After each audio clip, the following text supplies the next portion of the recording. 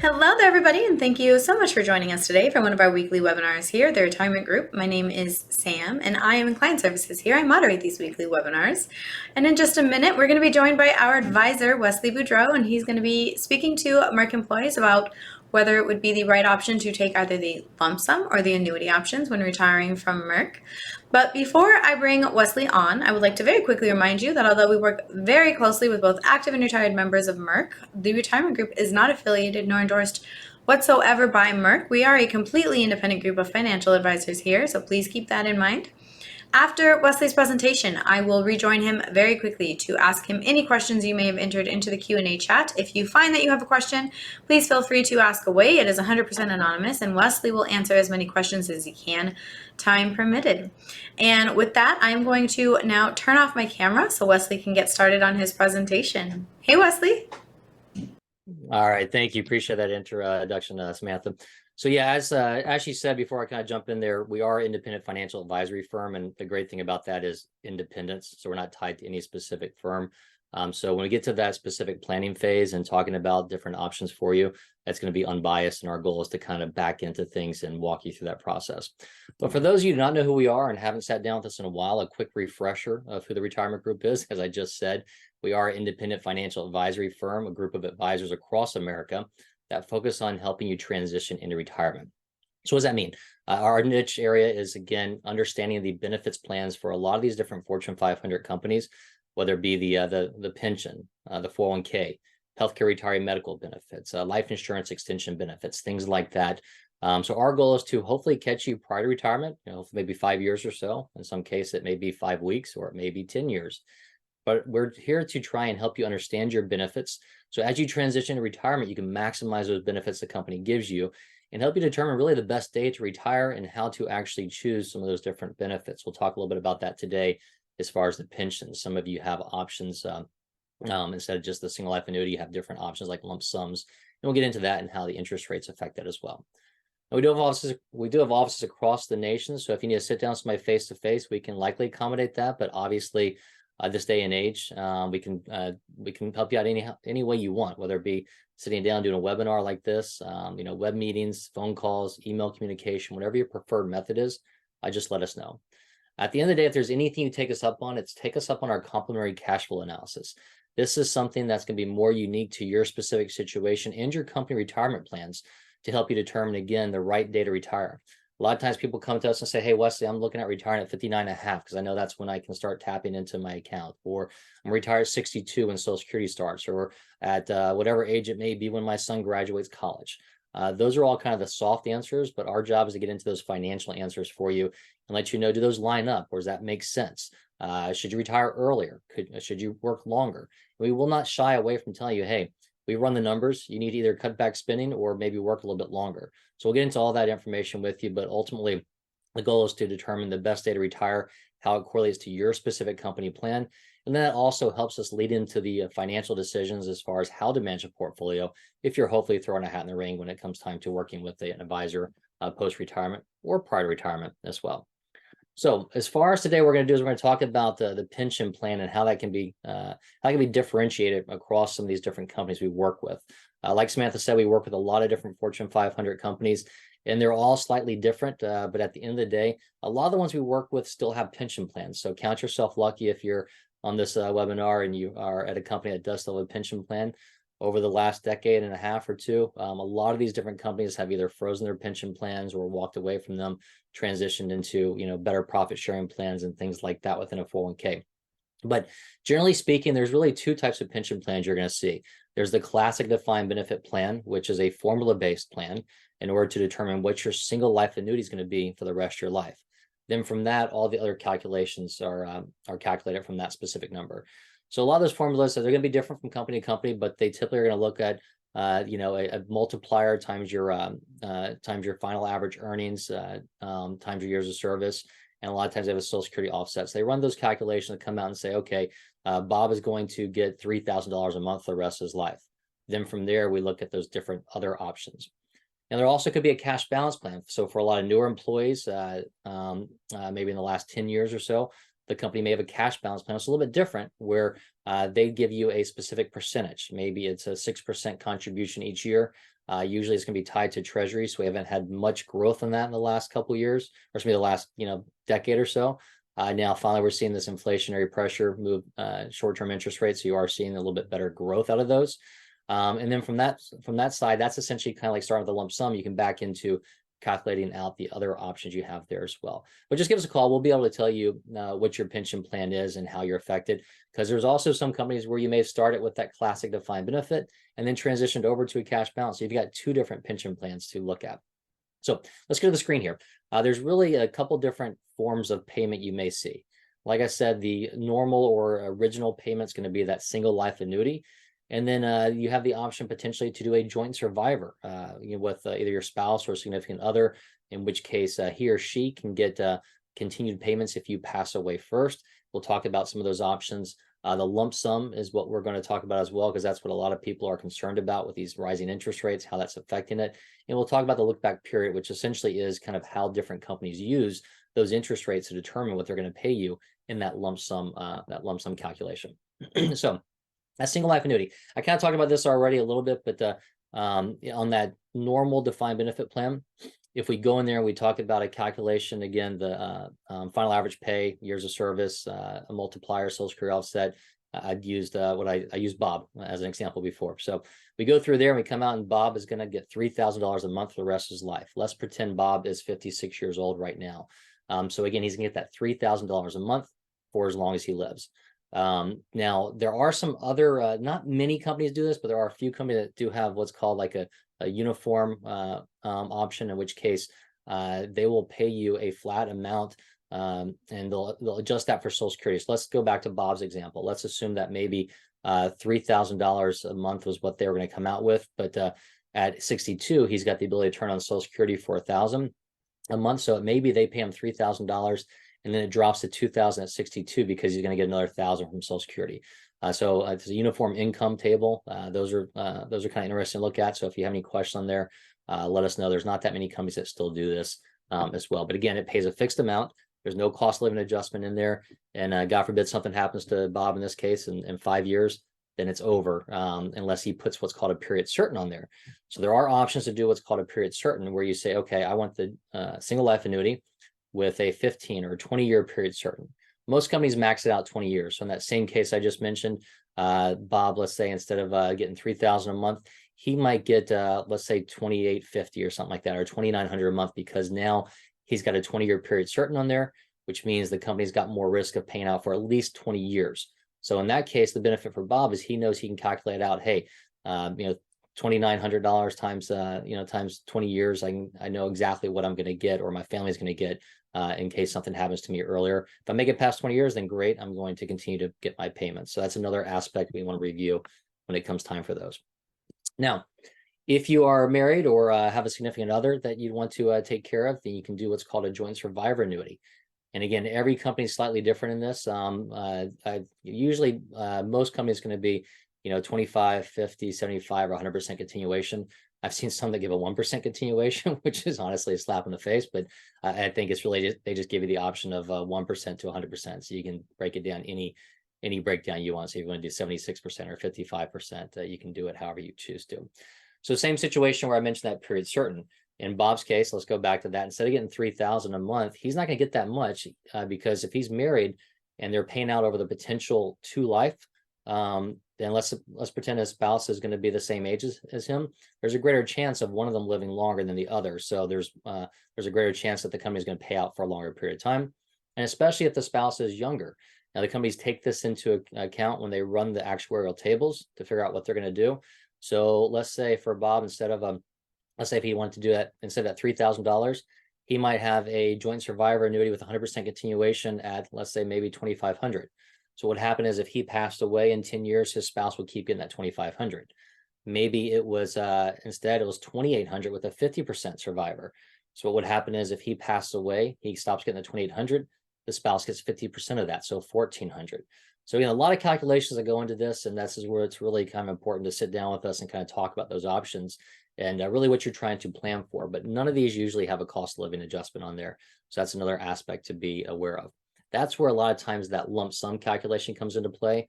where a lot of people look at that because they have the ability to potentially outperform that pension annuity because they have the ability to get cost living adjustments based upon market performance or how they invest.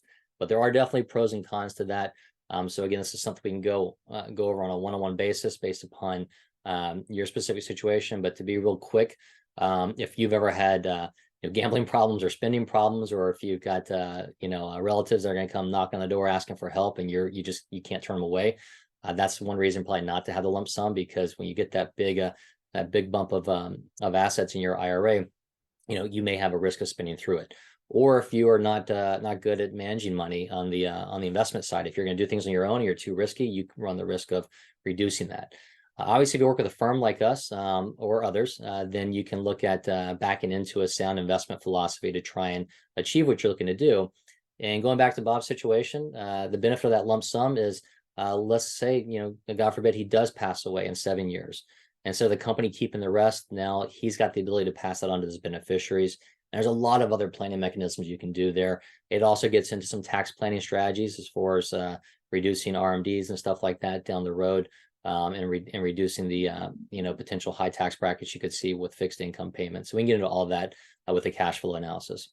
But how's that calculated? So how do I know what my lump sum is going to be?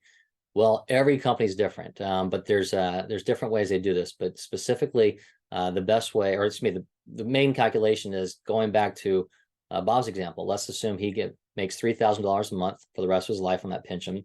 He's 56 years old. So what they do is they go out and say, okay, well, life expectancy right now is 86. So we've got to pay him for 30 more years, hypothetically. So we have to do a net present value calculation to determine how much I'm going to pay him in order for him to essentially go out there and try and recreate that same $3,000 paycheck on his own. Now, when interest rates are higher, they're not going to have to pay him quite as much, because if he's got let's say $100,000 or let's say $500,000, growing at 6% versus $500,000 growing at 3%, they don't have to give him as much money. And we'll go over that in just a moment, how those are affected, and look at how these interest rates have changed here recently. So actually, I'm sorry, let me jump ahead. So here's a great example of the difference of those interest rates. So basically what's going to happen is when interest rates are higher, you're going to get a lower lump sum. Think about like a mortgage. When interest rates have gone up like they have here the last year and a half or 2 years, your buying power has been limited as far as mortgages. And this example we have here is not as close as what they are right now. Unfortunately, we've seen interest rates go up a lot higher than that. But in this case, let's assume 1950 is what Bob's single life annuity was. And if interest rates were 3% on that right-hand side, he'd get a lump sum of 462. Now, if they went up to 4%, so just that 1% change, he's getting about 408,000. So same situation. If you could only afford 1950 a month for your mortgage, with higher interest rates, you could only afford a $408,000 house, whereas a year or two ago with lower interest rates, you might could afford a $462,000 house. So that's kind of the example of how those interest rates work. And every company is different as far as how they look at those interest rates. So what's going to happen is Hey, Wesley. Sorry to interrupt you. I just wanted to let you know we're getting some really, really great questions in today. I wanted you to start kind of thinking of these so we can answer them when you're done with your presentation. But the first one that we just received, can I defer my pension once I retire and wait until the rates drop in the future? So that's the first question. Okay. Yeah, I think the next 2 slides, or maybe the next slide, we're going to show some rates, what they look like. So I'll address that there if I can. Generally, it's going to depend upon your company plan, but a lot of the company plans we work with do allow you to defer that, but I'll make sure to kind of focus on that on the next slide as well. So going back to the look back period, and this is where a lot of these interest rates are factored in. So every company is different. A lot of the companies we work with, some do either a one year rate lock quarterly, or some do it on a monthly basis. So usually what they're doing is they're looking at the PPA segment rates, the Pension Protection Act segment rates, to determine what your single life annuity is going to be. So again, not to be a dead horse, but go back to that Bob situation. So in his $3,000 a month for the rest of his life, what they'll do is they'll go and say, okay, we're on the hook for 30 more years in this case. And what's the interest rate? And that's what they're going to do. And go back and look back and find out what interest rate do we use, because they don't know what the future interest rates are going to be. So the ones that use it monthly, that could be as recent as like 2 or 3 months old. The ones that do it quarterly, it could be 3 or 4 months old. The ones that do it annually, it could be a couple months old if you're commencing in January, or it could be a year old if you're commencing in December. So what they'll do is they'll lock in. So some companies may use the September interest rates for all of the following year, or November interest rates for all the following year. Some will use an average of all 3 months in their prior quarter. Some will use an average of just the last 2 months in their prior quarter. Some will just use the last month of the prior quarter. Some will use an average of 3 months on a rolling monthly basis. So they're all different, but the whole goal there is so they can kind of figure out what is that net present value calculation going to look like? What interest rate do we use? We don't just throw out an arbitrary 5% or 3%. We want to try and keep it up to date with the segment rates. And I'll go over what those segment rates are in just a moment and kind of how they've moved here as well. Now, there are some companies that if you've been there for a pretty long time, maybe you're over 65, 66 or so, been there for 30 years, that may still have what are called the GAT rates, which are tied to the treasury, which is actually typically going to be a lower interest rate and generate a higher lump sum. But again, we get into all those weeds when you give us a call to kind of run that cash flow analysis as well. So let's get to some of these rates and I'll answer that question that Samantha jumped in on. So most companies use the PPA segment rates. So those are the Pension Protection Act segment rates. Usually what they're going to focus on is 3 different segments. The first segment is going to cover, generally speaking, the first 5 years retirement. Second segment is going to cover years 6 through 20, so about 15 years there. And the third segment, years 21 and beyond. So depending on how old you are, it could be a couple years, it could be 10, 15 years. So it all depends on your age as to which one has the highest weighting or bearing on your calculation. But for simple math, the second segment has 15 years in it, so that's probably gonna be the highest weighting for most of us. So we look at these interest rates. We've got a couple in here. So October going back to June. I'd like to actually show this farther back. So we go back 2 years, those interest rates in that second segment, we'll focus on that. We're in the 2% range. So the lowest we've ever seen. Now we've had the biggest, quickest climb we've ever seen, and we're at some of the highest interest rates we've ever seen here. So if we look at that first line for October, the first time it's 5.77%, 6.14%, and 6.19%. If I just go back a couple months, the bottom of that screen, June, let's look at the second and third segment there. So that second segment was 5.23 and 5.16. So on that third segment, we're up over percent change. Second segment, we're up getting close to a percent change, about 90 basis points or so. So why is that important? If you look at that seesaw slide on the top, when interest rates go up, your lump sum is going to go down. Vice versa, when interest rates go down, your lump sum will go up. So we saw that in the pandemic. We saw interest rates get a little bit artificially too low. And now that pendulum has swung, and it swung pretty severely to other side. So hopefully we'll see this. The Fed has started leveling off rates, and hopefully that will lead to some of these bond rates, which are used for the PPA segment rates, to follow suit. And we'll hopefully start to see those level off and maybe come down a bit. By no means should we see them go back to where they were in the pandemic time frame, because we don't want that to happen, obviously. But we should hopefully see a pullback here somewhere. So that gets to that question as far as what Samantha said. Can I defer my benefits with these interest rates changing? So we don't have a crystal ball, but expectations are, or hopeful expectations are, that we're getting here to the top of this, hopefully, and we'll start to come back down. So let's assume, I'm going to say Bob again, let's assume Bob in that situation, he retired, he's 56. What I didn't get into is a lot of companies, that's a little early to retire. And a lot of companies, they don't really pay you all your pension until you reach 60 or 65. So let's assume in Bob's situation, he gets 100% pension at age 60. So he may have the option, again, not every company does it, but most of them do, allow you to retire and then defer commencing your benefits. So that'd be a perfect situation for Bob if he said, hey, look, I don't want the annuity. I want to make sure that I protect my family, and I want to make sure that they get something passed on, not just my spouse, but my kids and grandkids as well. And I want control of the assets. So I want to take my lump sum. And let's assume maybe that lump sum calculation comes out to $500,000 right now, using the interest rates, whether it be last year or this year, but with these high interest rates, it's $500,000. Well, maybe in his situation, he might have a pension plan where he gets a 5% reduction each year under 60. So if he's 56, that's a 20% reduction. So even if interest rates don't change, if he decides to defer commencing his benefits and he just waits 1 year, everything else held equal, he'll get a 5% bump in that because he's 1 year closer to age 60. So he'll have a 15% reduction instead of 20% reduction. Now, best case scenario for Bob in this case would be that he waits, and we also see interest rates come down. So it's a double hit, where he's getting a bump for the age penalty, aging out of it, and he's getting a bump because interest rates are coming down, driving up his lump sum. So it could be the point where, in this case, we watch the interest rates and we watch them go down, hopefully, and we get to the point where maybe they go down and they start to turn back around and start coming back up, and that's the time to pull the trigger for Bob. So he might retire at 56. tap in his 401k if he needs to, because that's going to have an age 55 rule, but not touch that pension, defer that pension out. And maybe he defers it for 6 months, a year, 18 months. It depends. We'll watch it and help determine when's that best day to pull that trigger. So you maximize that lump sum from the company. That in turn is going to maximize your retirement benefit throughout the course of a retirement. So hopefully that answers the question. That was a great question, because it allowed me to get in a little bit deeper into something I was going to just basically touch on here before. So all of this, again, I've kind of put in the caveat, every company's a little bit different. We've worked a lot that are different. So really the best way to do this is to run a cash flow analysis. Give us a call to kind of dig into your specific situation.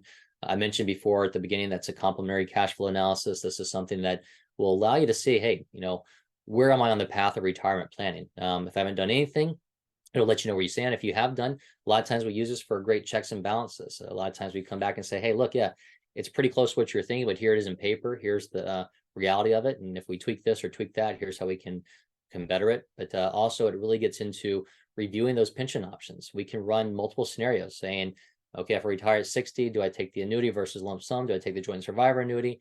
Do I take the lump sum and buy my own annuity, or do a split strategy? There's a lot of different aspects in there you can look at. And that's another thing, going back to these interest rates. We are in an interesting spot where those interest rates going up have driven down the lump sums, but that's also driving up annuity calculations on the private marketplace. So a lot of individuals we worked with have been able to actually take their lump sum and get an annuity that's directly through them, not the company, paying a little bit more than what the company pays, but also having some different benefits, maybe a cash refund. So if something happens to you sooner in life, the rest will still be paid out. So we can always run calculations on that. But we also can back into, let you know how your allocations and your 401k and go through all that. But ultimately, give us a date that you're thinking about retiring. We'll gather some data from you. Give us a couple minutes to get that on the phone, maybe 10, 15. I guess about a week to put the full report together, because there's a long, 60 to 100 page report depending upon your situation. And we call that the rough draft, if you would. And we can go in there, run through that with you and tweak it and make any changes you want to see, and really help you determine the best day to retire. And that can then help it back into some investment decisions for you on the 401k plan, or or in the future if you roll to an IRA. Excuse me. All right, so I'm gonna wrap this up, see if any other questions came through, but I'll keep this on the screen here. Any questions, again, give us a call directly. Again, this was more generic, talking about different company plans. So give me a call and we can talk about your specific plan. But it's 800-900-5867. You can also send us an email at info@theretirementgroup.com. Got a couple QR codes up here. One's for the calendars. If you want to get into my calendar or one of the other advisors' calendars to try and schedule an appointment, we can do that. Just keep in mind those appointments usually on the calendar looking are about a week out, just so we don't have any last minute adjustments. So if you need something more last minute, just give us a call or email us. And then there's also a LinkedIn page where you can stay up to date on any information we send out, whether it be company plan changes, these webinars. If you want to get into specific company situations, we'll keep you updated on specific company changes, and a lot of times the interest rate updates for those annuity, for those lump sum calculations. All right, I'm starting to lose my lose my throat. So any other questions come through there? Yes, Wesley, actually, in an effort to just respect everybody's time, we're only going to answer a couple more. Thank you for answering that first one, by the way. This next one, what is the look back and how does it work? Okay. I think I kind of went through a lot of that on that one screen. So again, the look back is going to be what interest rate is the company going to use in order to tell you what your calculation is for that lump sum. You've got no control over this. You can't change this. So again, a lot of companies might use an annual. So the ones that use annual usually will use like the month of September or the month of November. So whatever that interest rate is, that's going to be the interest rate they use for all the following years. So for instance, the month of November, we don't get those interest rates posted until about 3 weeks after. So right around Christmas time. So it's hard for some of those companies. You don't know what it's going to be until probably last minute at the end of the year, but that's going to be locked in for all the next year. Then again, others do it quarter by quarter, others do it month by month. But again, you've got no control over this. But that's where we go to work for you, looking at those interest rates, telling you, here's the calculation. Hey, you might want to retire, a quarter earlier, or defer a quarter, or you might want to retire a month or two later or earlier. That's really going to be for us to kind of get into with you to help you maximize that pension. Alrighty, thank you. We're just going to do one more. How should I use the direction of the rates and the look back to optimize my retirement planning? Okay. I think I can kind of piggyback on what I was just saying. I'll plug the cash flow analysis again. That's the best way to do it. So, Right. like I mentioned, a lot of these company plans are different. You may have a good buddy that works down the street at a different company that's got an annual lock, and you may have a monthly or quarterly lock. So it's great to talk about these things, but it's better to kind of know your specific situation. So again, give us a call. We can run that for you. But like I said before, if we'll have a conversation about those interest rates again, we're as good as we can be, but we're not going to we're not going to know for certain every month or every year where interest rates are going. I'll tell you, me personally, I knew they were coming up, obviously post pandemic. I didn't expect them to come this high and this quickly. So what that hopefully is telling me, that pendulum kind of went one way for the pandemic, it's going the other way now, and we'll start to kind of teeter totter in and get back to averages. So again, it may be a month or two down the road. It may be 6 or 7 months down the road. We should level off and we should start coming down. So that's definitely a great conversation to have on, hey, can I defer my pension, watch these interest rates, and we may be able to do it month by month, quarter by quarter, depending upon your specific plan. Alrighty, Wesley, that was it. Anything else you want to add before we end? No, just again, what you reiterate what you said at the beginning. We are an independent financial advisory firm. We've been working with a lot of these companies for over 30 years. So we've got a great understanding of the benefits plans inside and out, really to kind of help you understand what those options are. But at the end of the day, that does not mean we're endorsed or employed by them. But ultimately, just any questions you have, give us a call. We can probably get to it a little bit quicker than calling HR and give you that answer, and then give you some real numbers on that planning side of things. All right, Wesley, thank you. Thank you everybody for joining us today. Have a good afternoon. Thanks. All right. Thank you. Bye.